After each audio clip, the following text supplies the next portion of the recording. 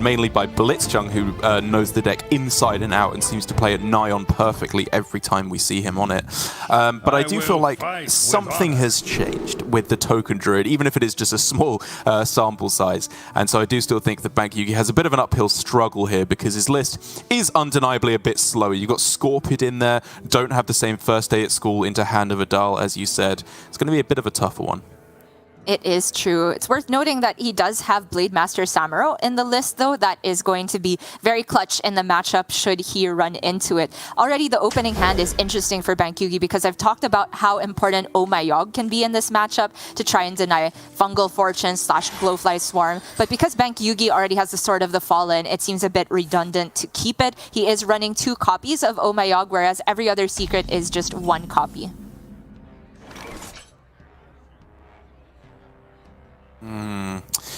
Interesting spot now for Bankyugi because you probably just end up on playing out your Knight of Anointment here, but because they've just gone for the play of the nature studies on 1, some part of me wants to just swing with Sword of the Fallen for the small chance to hit Yogg and try and snipe what is likely a Fungal Fortunes on the next turn, given that they kept a card. It's certainly worth thinking about, especially since Bankyugi still has ways to spend his mana next turn. For anyone who missed it, first day of school has been changed now to cost 1 mana instead of 0, but it adds 3 1-cost minions to your hand. So it's worse in a lot of regards, but better in terms of overall value gained. In this matchup, I do think cheap is probably better, but it doesn't change the fact that Bankyugi is still able to play at least 1 1-drop that isn't just a 1-1 next turn, unless he is super unlucky with the first day of school. Knight of Anointment this turn, I think, is too slow because even if he manages to get like a buff spell, he still wants to play the sword the very next turn. And you can see that Shaxy is going to respect the secret by starting with a spell here. Yeah, a bit of an awkward one. Right, yeah, because if it is Oh My Yogg, then he can't, of course, get down the Fungal Fortunes. But the ability to just go for Guess the Weight instead is perfectly good as well. Gets the correct choice there, and he's able to just keep on drawing. Finding Gibbling after the Fungal Fortunes turns means that he is gearing up for a very, very powerful swing in the future. Yeah, looking very scary. Actually, Bankyugi did end up with a bunch of 1-health minions. These are just about as bad as the Knight of Anointment, except for the Possessed Villager, which will just spawn another 1-1 upon its death. So I expect that to be the play for Bankyugi. The Web Spinner is a little bit interesting in terms of it being able to spawn something that Shaxy isn't necessarily expecting, but I don't know what kind of beast is necessarily that well placed against a billion Gibberlings. Yeah, I'm not seeing it if there is a good one. Ooh. All right, gearing up for something very strong now for Shaxy is, of course, looking for basically any ability to play repeated spells on the turn, because honestly, with the way his hand is looking, it probably isn't even Glowfly Swarm. It's just a big Gibbling Pride's Fury on the same turn. Yeah, that could be very true. And Shaxy will know that this secret, the second one, is either Galloping Savior or Reckoning. The Galloping is obviously a little bit worse for Shaxy, but it's not that bad overall if he is just going to play a ton of minions that can challenge the immediate 3-4. So Bankyugi gonna go digging with his Scorpid here. He can pick up more Librams, which is, you know, good for his deck in theory, but he hasn't had any Libram discounters, so I completely agree with the Hand of Adal. Yeah, all just that little bit too slow, isn't it? Well, Shaxy can start with the Lightning Bloom. He can fit in Lunar Eclipse as well in order to clear off the Scorpid, but he says, not worth it, I'm just going to go Glowfly. Okay. I'm iffy on that, though, because the Scorpion can now take a value trade, and if Shaxy wants to kill off the rest of its health, he would have to invest a hero power, if not trade a minion. No, I'm glad that we're bringing this up, because I was also kind of dubious on this turn, because next turn he could have gone Gibbling, Bloom, Lunar Eclipse, Solar Eclipse, Pride's Fury, which would have been absolutely insane. Finding the Blademaster as well is a very, very big deal, even if it can't come down right now. And all this just means that Shaxy's board can be kind of wiped up, and his next turn, given that he's overloaded for 2, is just going to be really weak. Yeah, it's true. I was thinking this turn would be some measure of Gibberling instead. Even if he could only play, what was it, like Gibberling with a Lightning Bloom Pride's Fury, and he still ends up floating some mana in that situation, I think it's worth it to be able to get down the immediate buff and get rid of the Scorpid, because the Glowfly isn't the full board anyway. Yeah, I suppose. I mean, honestly, I was kind of just looking at Thorn Growth Hero Power just to, like, put something in the way, delay them for a turn, maybe one of the 1/2 sticks, and then next turn when you have more mana, you can go with either the Glowfly or an even bigger Gibbling turn. Because I think it's just about building up that one big board. Right. I think Shaxy was very concerned about the Galloping Savior and didn't want to play 3 cards, but in the end, I think the net result was a greater negative to him than a 3/4 spawning on the board, because Bankyugi here has managed to take 2 value trades, set up some more disruption, and the Voodoo Doctor is pretty clutch here to put more health on the Scorpion again and make it such that it could potentially take down 2 minions. That's just some old school arena value right there. Well, Shaxy now concerned about second Oh My Yogg because he clearly wants to start with Lunar Eclipse on the Scorpid, but if that gets Oh My Yogg, not only is he probably not clearing the Scorpid, he doesn't get the mana discount that he wants to spend on either Thorn Growth Sentries or Guess the Wait for the rest of the turn. And if he tests with any other secret, he can no longer afford the Lunar Eclipse. So we're seeing just how strong the disruption can be in this matchup. Yeah, it's absolutely brutal. It means he just effectively passed the turn here, gets no buff on his Glowflies whatsoever. And then Bankyugi can just keep clearing up again on this turn. Potentially just Aldor Truthseeker as well, so he can start the Libram trains rolling. He can put some more health on his Scorpid. It already takes a value trade as is, so he might want to put the Libram on his Taunt instead, for example, which puts it out of range of like 3 Glowflies potentially trading in, although he's already killed 2 of them, so I'm not actually sure where the Libram should go. Maybe just on the Scorpid to prevent hero power on it? Well, I think the one thing he's thinking, like the thought process is, I want to make sure that no matter what, I can play this Libram on my Samuro next turn. To which you don't want to put it on the Truthseeker then, because I think there's a very good chance that you can't kill off the Truthseeker, but you will always be able to kill off the Scorpion. If there's a board worth killing, you will be able to sacrifice it in and then use it on the Samuro. So I think this is fine. Good thinking indeed. The Samuro, even at 2 health, can be backbreaking in this matchup if Shaxy's not immediately able to buff his board. And the thing is, he still hasn't hit any cheap 0-cost spells to test for the second Oh My Yogg with. So this turn is once again going to be very painful for him. I think he does have to bite the bullet now, though, because if he waits any longer, that means Bankyugi will be able to take as many value trades as he likes. So it could be testing with... potentially even Guess the Wait? Yeah, I don't even know what you're supposed to do. Do you just say that your card draw here is enough? Guess so. My thinking is that if you go Guess the Wait, he can still do something like Lunar Eclipse into Thorn Growth plus Power of the Wild for the rest of the turn. However, that would spawn the Galloping Savior, and then his Glowflies are not of a good shape to take down the 3/4. So you might just be going for proc the second Oh My Yogg here. Just make sure that he has Glowfly and Power of the Wild for the next turn and just go for the big board setup next turn, which I think is absolutely fine. Whoa, tough turn here for Shaxy. He's thinking, how do I go about sequencing this one? Do I play the final 3rd card at the end to draw more cards? He does go for it here. I believe it could still potentially be not Galloping Savior in the weird fringe scenarios, but it does feel like it's much more likely to be that.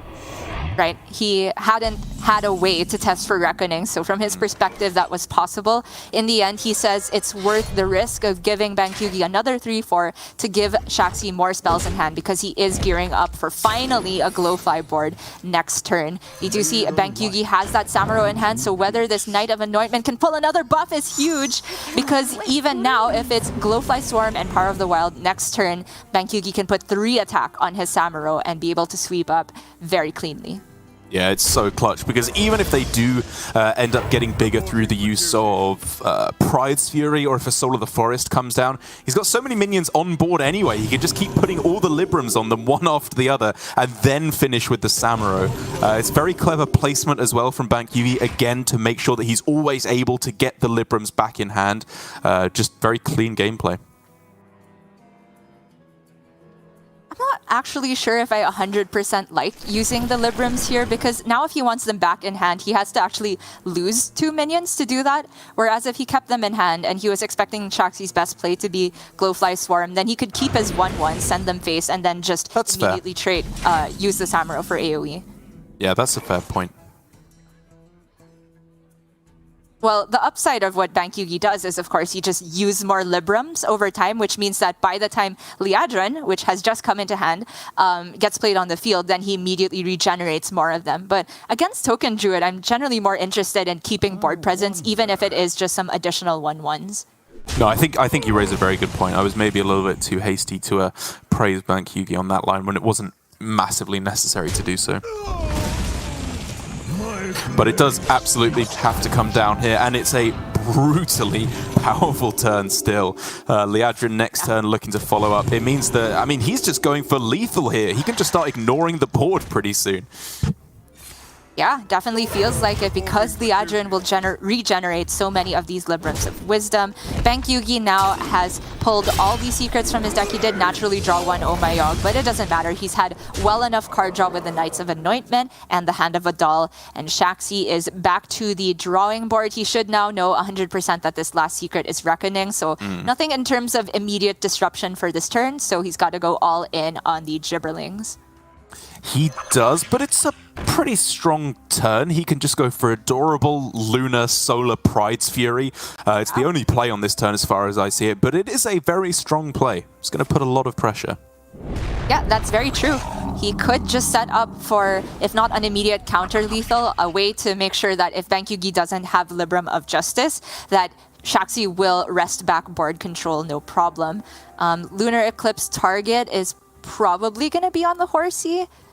Although, I mean, the thing is, after he goes for Pride's Fury, most of his guys will have 2 attack though, which means they can trade over the horse. But if he goes for Solar into Pride's Fury, then they will have 3 attack, majority of them, which means that they can VT over the 1/3 anyway. So I like removing the most immediate attack from the board. And very importantly, given that the highest attack minion in the leftmost Gibberling will only have 4 attack, the Samuro can't even sacrifice itself here to get the Librams back in hand, which makes things a little bit more awkward in terms of actually clearing this off. Obviously, Liadrin can help with that, but this is still a scary board, or it was a scary board, I should say, for the perfect Libram of Justice off the top. Oh my goodness. Man, I'm just calling cards left and right here, Derek. This was absolutely what Bankyugi needed to seal out the game. He was in a tough spot if it wasn't for this, because he was looking in a situation where an Arbor Up could close things out, but now his little 1/1s can take nice value trades. He gets a rush as well. I was talking about I wasn't sure what kind of beast could be relevant in this matchup. That is very relevant. Oh, that's so disgusting. Yeah, I mean, again, it just keeps applying more pressure as well. The Libram of Judgment alone can close out the game in the next few turns, even ignoring the Lady Liadrin plus all the buffs that will allow. Looking now extremely difficult for Shaxy, and this is a big loss. Losing the Token Druid at the start here means that even if he was going to get counter-queued by the Warrior, one of his potential sweep decks is just gone. Yeah, that is huge indeed. He does have still this Rogue in the lineup, which I think has a decent matchup against... Oh, sorry, this is a Weapon Rogue. So that feels a bit more difficult to head into versus Libram Paladin because they can generate taunts and healing relatively consistently. So, just Truth Seeker and Libram of Judgment seems pretty strong here for Bankyugi.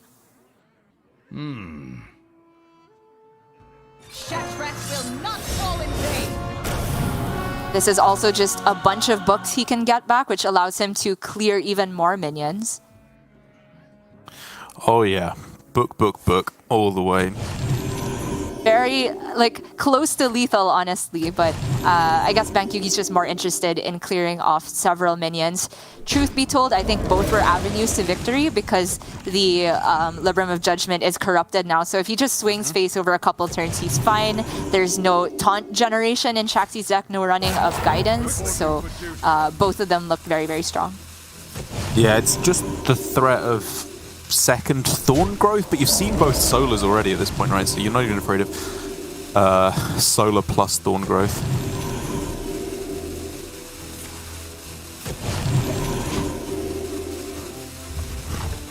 Very nicely done from Bankyugi. For Shaxy, we're already in the territory of looking for what Cenarian Ward from Nature Studies. Right, some yeah, type of miracle. And this Marcel can't even go face without dying because of the Reckoning. Okay, there's the second Solar, so never mind. And it does mean, actually, that he can go Solar plus Arbor, so that was a big pickup on that turn. Even potentially with Power of the Wild as well. He is just dead, but... I think from his perspective... From his point, yeah. Probably the way to go about it, where he just clears off the Liadrin. Although he should know about the Hand of Adal in Bankyugi's deck. That would still be one off, right? So he has to hero power. Yeah. He can't play the Power of the Wild, but that's fine. Wait, he can play it, right? As long as he clears... Oh, no, right. Yeah. Yeah. Then Bankyugi is showing 10 on board. Plus the Hand of Adal that Shaxy knows is in hand. And then he just prays that there's no additional damage. And you know what? That is probably his best out indeed. Sad thing is the Marsul, after it BTs into Liadrin, is still going to die because of Reckoning. So maybe that's why Shaxy ends up holding the power anyway. Yeah, not going to end up mattering here because the Libram of Judgment will be able to close out the game. And it's a huge win, again, for Bankyugi, because it's not only the fact that the Druid is down on the other side, but while I was saying this Paladin isn't a sweeper kind of deck, now that there's only OTK Demon Hunter and Weapon Rogue on the other side, I mean, if he can take down the Demon Hunter, as I expect Shaxy to queue first, which is not a terrible matchup by any stretch for the Paladin, this is looking great for Bankyugi. It honestly is, and with a deck that is unexpected, Libram, Secret Paladin, no less, that would be very impressive to take a sweep with. That is just the nature of LHS in a nutshell, where if you do win one matchup that is considered slightly unfavorable, then the rest of the series looks pretty free to you, because a lot of the time your opponent only has one strong counter to each of your specific decks. I guess the favorability of Token Druid versus Libram Paladin is still debatable. I do think Libram Paladin has some teeth there, but we saw Bankyugi struggling towards the end. If he had not top decked that timely Libram of Justice, I think that matchup was Shaxy's for the taking.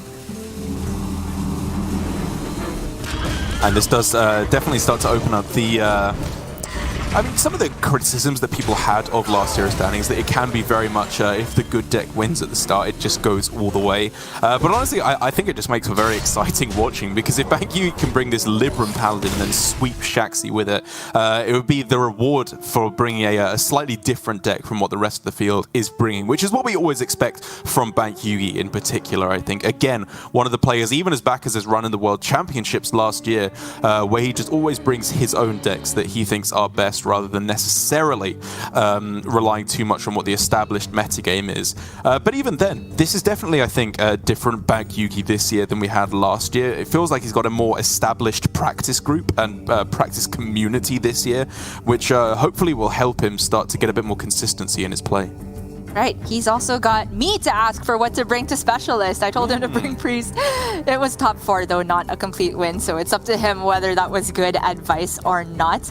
I did, however, have 0 advice going into last Hero Standing, because not only were there a bunch of nerfs, it's also a completely new format for a lot of the players. We are going to see Shaxy queue up the OTK Demon Hunter, as you said, and the last time we saw this matchup on stream, I think it was a very different meta, where I think Libram Paladin was still considered slightly favored in the matchup, but many things have changed now, namely Penflinger not being able to go face, Demon Hunter having more tools in the talented Arcanist to give them more flexibility with how they use their combo tools. So I kind of feel like Shaxy might have the advantage here. It's going to be a really close one, because my initial instinct when I had to think about this matchup was to say, oh, the Demon Hunter should just absolutely demolish this matchup, right? You just have healing in the Libram Paladin, which never, ever, ever is enough to outlast the, like, 70 damage combos that they can deal once you give them enough time. But the one thing I think we're realizing is that Demon Hunter's removal is far from omnipotent. It deals with certain types of boards with a 6 damage AoE thanks to Talented Arcanist plus the Immolation Aura. But against the likes of buffed up Aldor Truthseekers, Librams of Hope, Lady Liadrin, Bankyugi and his Libram Paladin make the exact type of minions in the mid-game that Demon Hunter really, really struggles with. And when you couple that with an aggressive early game, I think this could be a very winnable matchup for Bankyugi. But he needs a hand that's a little bit better than this to get there. Absolutely. The only thing that is potentially worth keeping here is the Scorpid, and even then, I don't think it's quite good enough. This is not the half of his deck that he wants. The Disruption, good against Paladin, good against aggro, but what he really wants is being able to curve out and put the pressure on Shaxy from the very beginning, because he knows he's on a short clock against Demon Hunter. We talked about how size of minions in the mid-game matters a lot, but if you don't hit them in these very small windows of turns, Demon Hunter can easily put together their combo pieces and kill you out of nowhere. We've seen it as early as turn 7, Derek. We have indeed. Many, many times against me in practice. But I do like that Shaxy is saving his Illidari studies here. I kind of expect it to actually come down this turn, because then it still has the possibility to hit Skull, and you just dump the left side of your hand and play it. But there's also Spectral Sight now, which is a big, big hit if you're able to get it off the studies here. But he disagrees, just wants to go for the philosophy and keep on hero powering.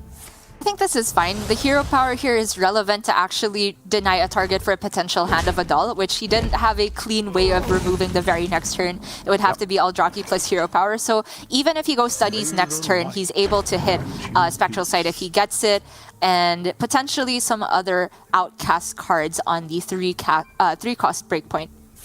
Good point. Good point. And I guess here he can still go Illidari studies plus hero power. Plus the Spectral Sight if he hits that as well. But obviously the plan changes now that we see a Hand of Adal being coined out here by Bankyugi. But thankfully for Shaxy, hey, that'll deal with it. Very clean. The I-Beam, and also allows him to go for Illidari the turn after. Ooh, or just more tempoed onto the board. This is a matchup where Paladin just does not have any targeted damage spells, so I can definitely see the reasoning for this. I like it. Yeah, I think it's very, very smart. He wants to start dumping the left hand of his side anyway. Again, in case he finds a Skull that he can't play on turn 6. But that complicates things now. The game plan I was suggesting of dumping cards from the left all of a sudden isn't really a possibility anymore, because you cannot tempo out Il'gynoth in this matchup and expect to win. So all of a sudden we're looking at studies on turn 6 exactly to try and hit the Skull on that turn, outcast from the right. Right, but the problem is Shaxy now knows Bankyugi has secrets developed, which means that Oh My Yogg is a big concern in his mind. Again, it's the most likely secret for Bankyugi to pull from the deck, because it's the only one he runs 2 copies of. And now Shaxy, his only card draw here is just the potential from Illidari studies. Now he has the Chaos Strike, so that helps. So he's going to go ahead and dump the Immolation into the Oh My Yogg and then keep drawing. Okay, Feast of Souls does absolutely nothing, so we don't even get the animation from Oh My Yogg. It isn't worth its time. I was kind of surprised to see how quickly the Immolation Aura was played out, because with a Moarg in hand, while I said the Immolation Aura isn't perfectly situated to deal with Paladin's minions, it is still your premier piece of removal in any matchup, and it means that Shaxy is left quite defenseless for the moment. Yeah, I mean, it's definitely painful to give up, but overall I agree that Shaxy should prioritize card draw over removal at this point, because otherwise he's just not spending his mana on anything. Is this a glide matchup, Derek?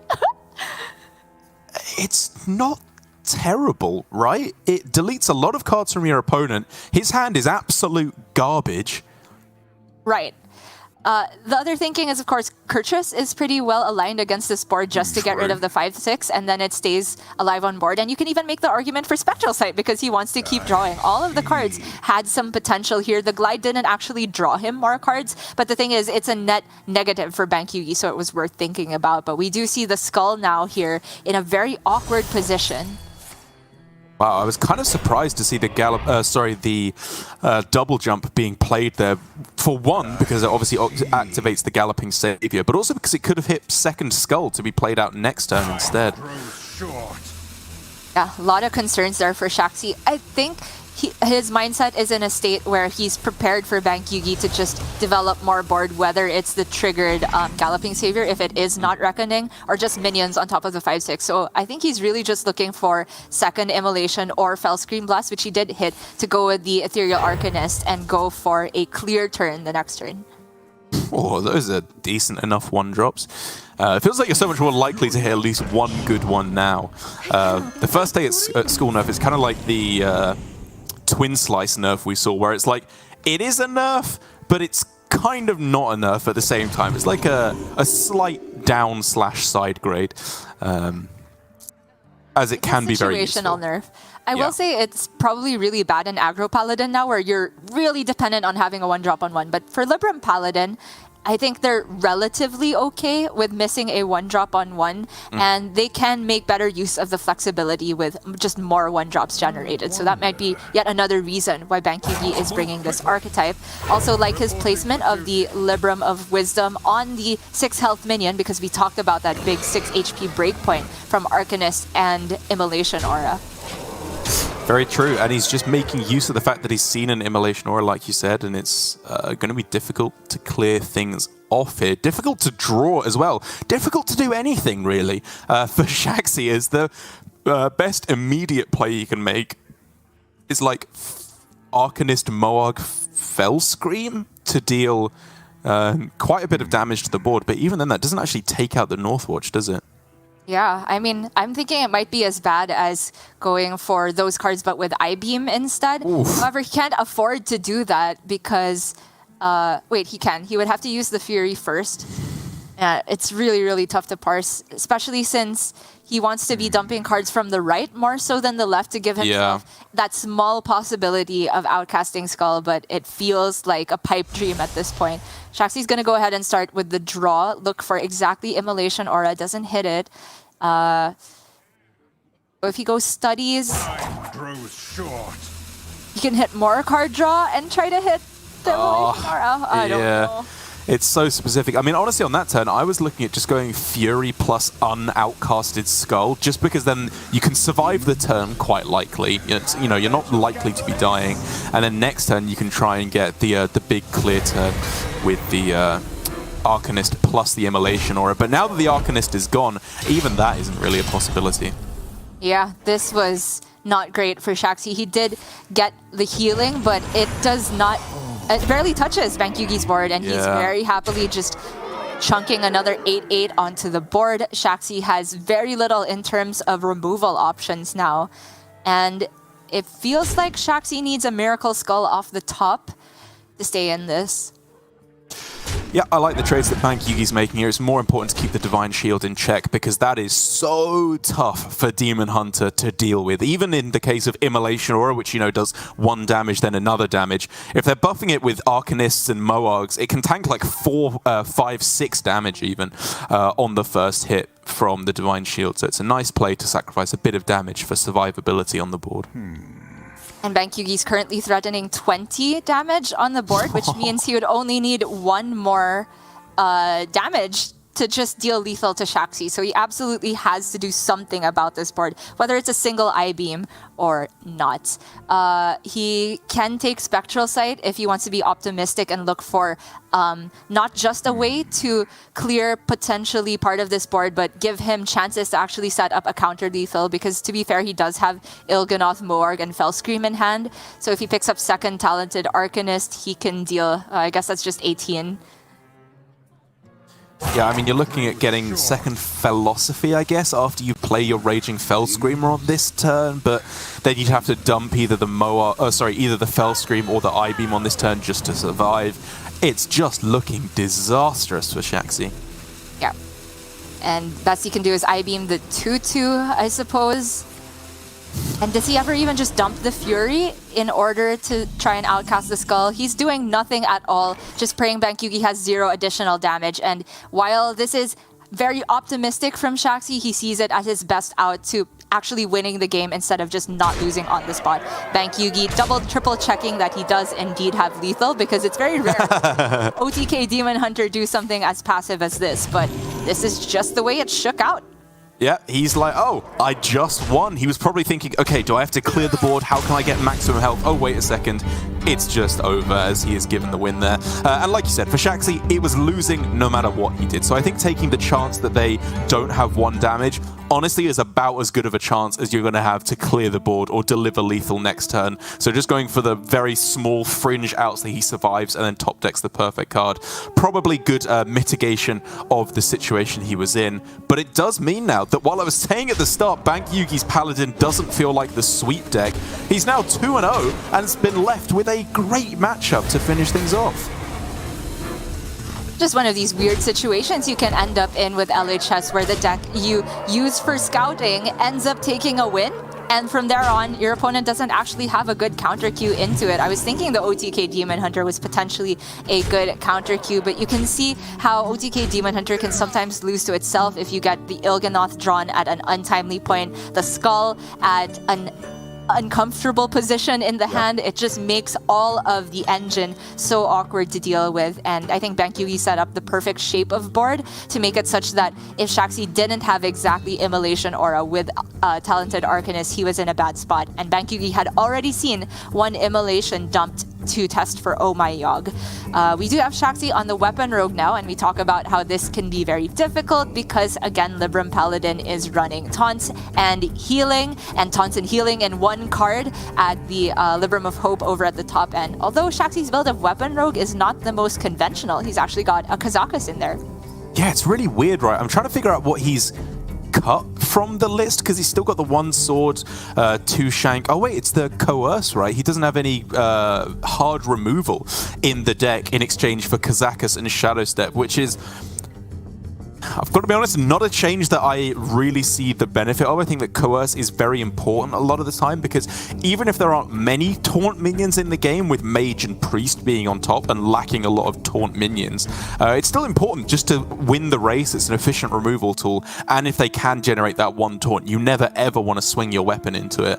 But we'll have to see. Kazakus, even though it's a relatively slow minion for a deck like Weapon Rogue, it can of course be brutally powerful. It's true. I think that in terms of LHS in particular, if you're bringing Weapon Rogue, you were saying that this is my counter queue into, like you said, Mage and Priest, which are not likely to generate taunt minions in the first place. So it might be that Shaxy is just doubling down on that matchup, trying to get even more ways to deal additional damage by getting, like, say, a Stealth Golem from Kazakus.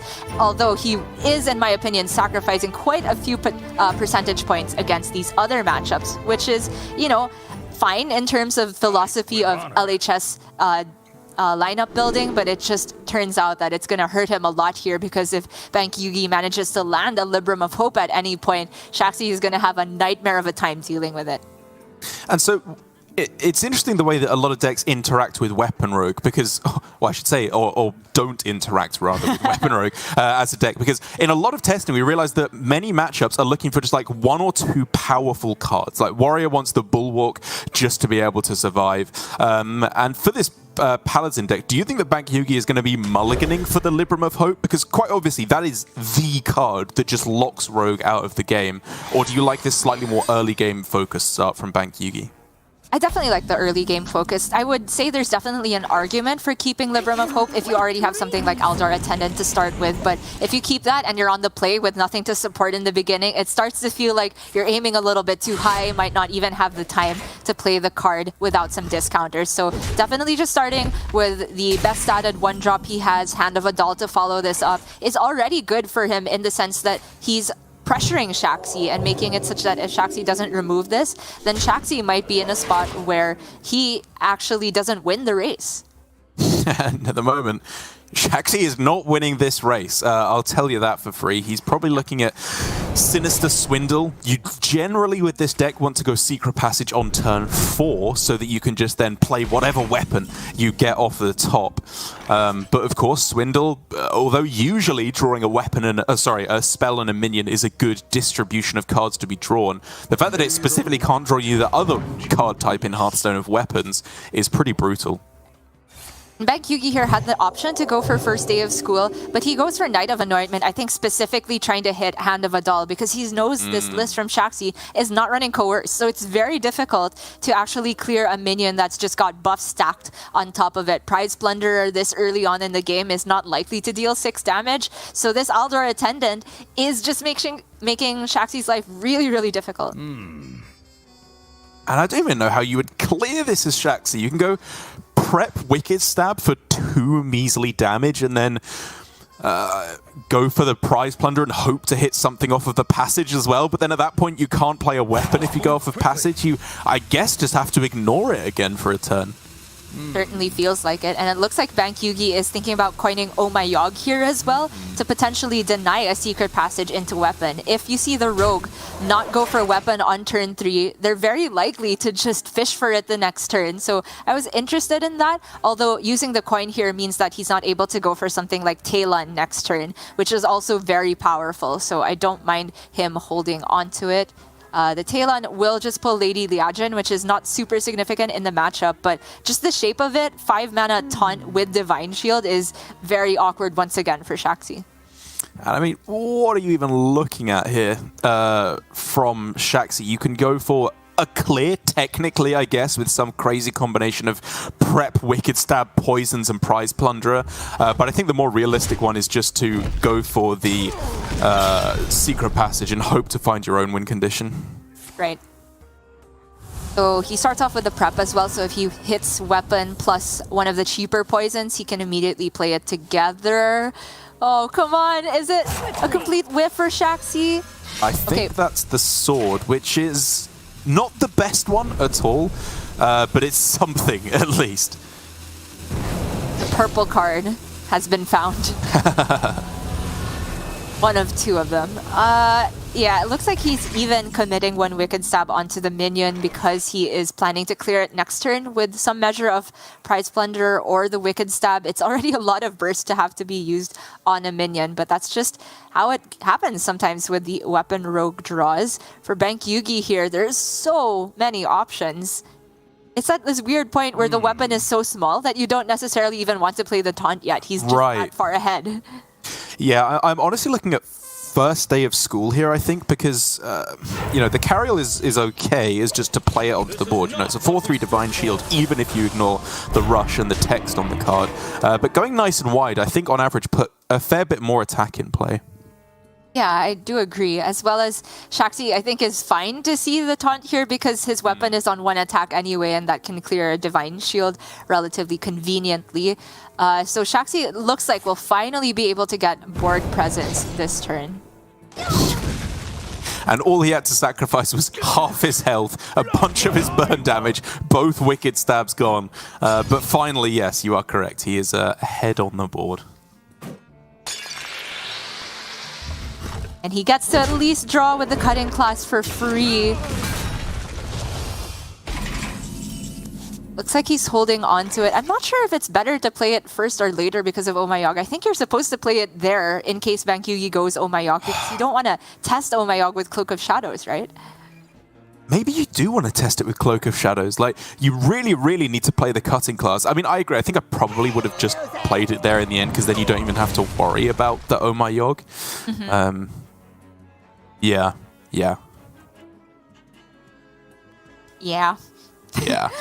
For Bankyugi, though, Penflinger very easily getting rid of the Prize Plunder. And again, there's an option for first day of school, like you were saying here. And he can play all 3 of the 1-drops. I kind of like the look of that, as opposed to just Carriel.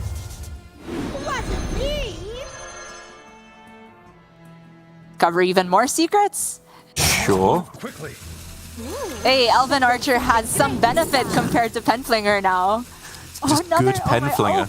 And Noble Sack is huge as well. That's That the is best secret huge. in this matchup.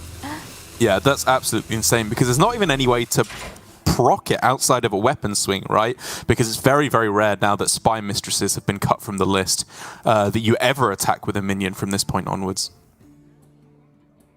Shaxy knows that this is a natural secret from the deck though, so he's free to attack face. The problem is he has to test for Omayog, and he is going to use Cloak of Shadows to do that, which is it's pretty good here. Okay, never mind. I guess you do want to test Omayog with Cloak of Shadows. Bankyugi spitting out his beverage in disgust at that outcome, as that is the absolute perfect outcome. And Kazakus being found, okay, it's, you know, probably better than a Coerce here if we want to look at the distribution of cards that was cut to make room for it. Yeah, I could see that. Okay, Bankyugi has to be super interested in the Noble Sack now, of course, plays it down, plus the one natural secret in his deck. So now Shaxy has to be very upset about this. Can the Kazakus give him a 1-1 rush to test for the Noble Sack, and is that even worth it? Summon a copy, probably take and draw a card plus the stealth. Just to find something to spend the rest of this mana on. Wow, even lifesteal instead. Doesn't hit the rush, which is what he really wanted to test Noble Sack, but now he gets the bad news that it is just +8 HP for Bankyugi and -2 for Shaxy. Oh man, but it's still close. You know, Bankyugi is dealing a lot of damage, but he hasn't found the healing or even a taunt with the Aldor Truthseeker yet. So it's still a little ways off from him being able to stabilize. Although that is an insane card to draw. Yeah, and I think he's just never dead next turn because he's seeing both Wicked Stabs. You can just play it now with the Carriel Roam effect. Even better. Absolutely. Right. Nuts.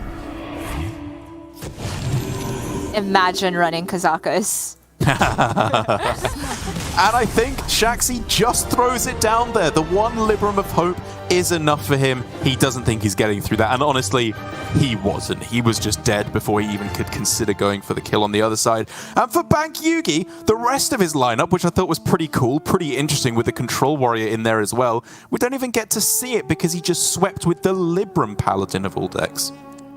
It just happens that way in LHS sometimes. Again, the unexpected deck, your scout deck, a lot of the times even your worst deck in the lineup is what you queue up first. And if it manages to take an unexpected win, from there on, if your opponent doesn't have a solid counter queue into it, then it's just smooth sailing. That is the way LHS works in such a sense that it just keeps cascading, it snowballs out of control very easily, and it's hard to get reverse sweeps done. Not unheard of, but that's why we see in this format the most common match results are either 3-0 or 3-2. Yeah, it was kind of a weird lineup from Shaxy overall. Like, if I try and think what it's doing, I honestly start to have more success analyzing it under a conquest mindset, where I'm like, okay, you've got the weapon rogue and the